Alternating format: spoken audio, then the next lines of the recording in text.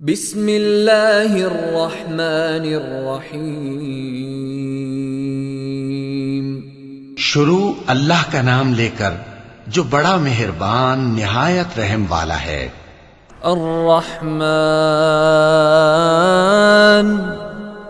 علم القرآن خلق الانسان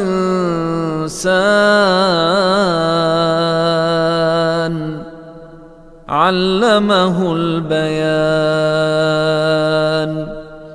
وہ جو نہایت مہربان ہے اسی نے قرآن کی تعلیم فرمائی، اسی نے انسان کو پیدا کیا، اسی نے اس کو بولنا سکھایا۔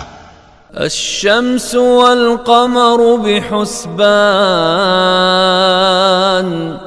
والنجم والشجر يسجدان والسماء رفعها ووضع الميزان ألا تطغوا في الميزان وأقيموا الوزن بالقسط ولا تخسروا الميزان۔